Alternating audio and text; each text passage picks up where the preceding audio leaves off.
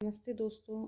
आज हम एनसीईआरटी की 9वीं कक्षा की पाठ्य पुस्तक क्षितिज के काव्य खंड से कवि केदारनाथ अग्रवाल की एक कविता चंद्रगहना से लौटती बेर को पढ़ते हैं। कविता पढ़ने से पहले केदारनाथ अग्रवाल जी के जीवन के बारे में पढ़ते हैं। केदारनाथ अग्रवाल का जन्म उत्तर प्रदेश के बांदा जिले के कमासीन गांव में सन 1911 में हुआ।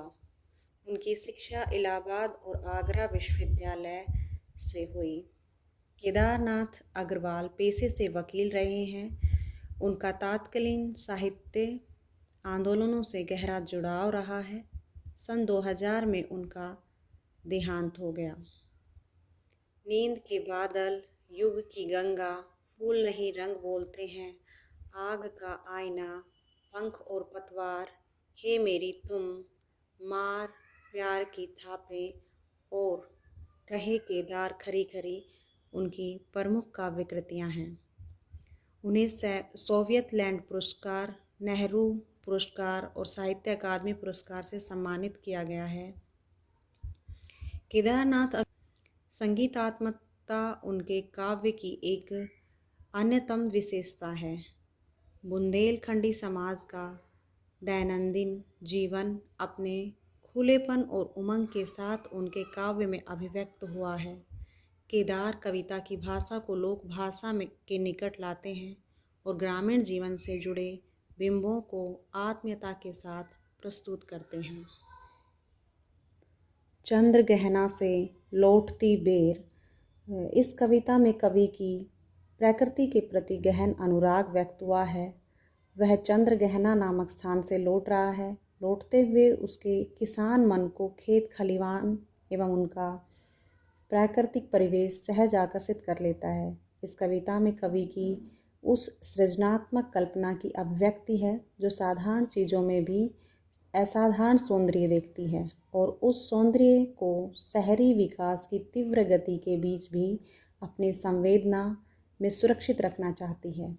यहाँ प्रकृति और संस्कृति की एक लहरियाँ, एक चांदी का बड़ा सा गोल खंबा आँखों को है चकमकाता है, कई पत्थर किनारे पी रहे चुपचाप पानी, प्यास जाने कब बुझेगी, चुप खड़ा भुगला डुबोए टांग जल में, देखते ही मीन चंचल ध्यान निद्रा त्यागता है, चट दबा कर चोंच में नीले गले में डालता है, एक काले माथ वाली चतुर चिड़िया श्वेत पंखों के झपाटे मार फौरन टूट पड़ती है भरे जल के हृदय पर, एक उजली चटुल मछली चोंच पीली में दबाकर दूर उड़ती है गगन में।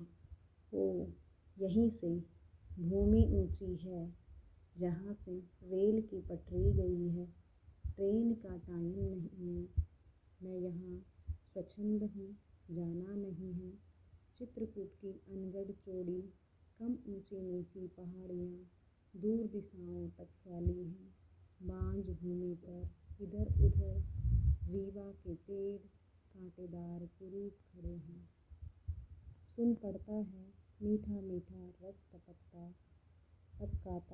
सुग्गे का स्वर टी टी टी टी, सुन पड़ता है वनस्थली का हृदय चीरता उठता गिरता सारस का स्वर टिरंटो टिरंटो,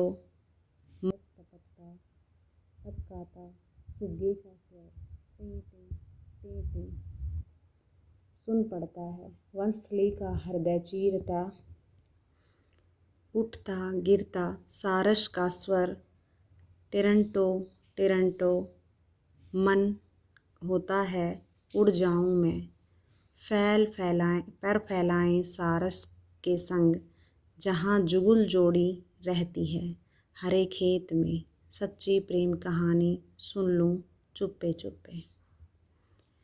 इस कविता के शब्दार्थ देखते हैं।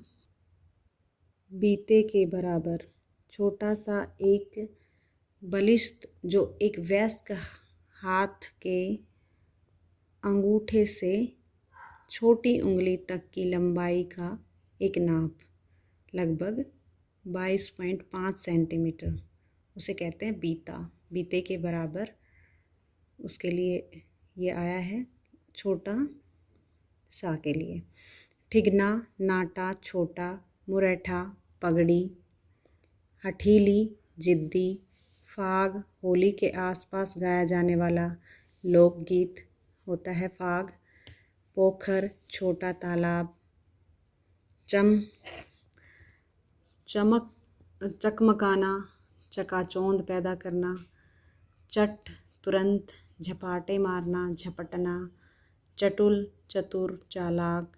रीवा, रेमजा, एक पेड़ जो कुछ कुछ बबूल के पेड़ से मिलता। चंद्र गहना से लौटती बेर, देख आया चंद्र गहना, देखता हूँ दृश्य अब मैं, मेड़ पर इस खेत की बैठा अकेला, एक बीते के बराबर यह हरा ठिगना चना है।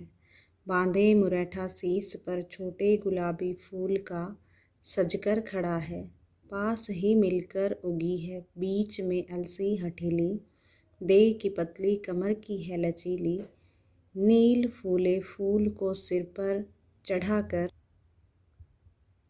कह रही है जो छुए यह दूं हृदय का दान उसको, और सरसों की न पूछो हो गई सबसे सयानी, हाथ पीले कर लिए हैं ब्याह मंडप में पधारी।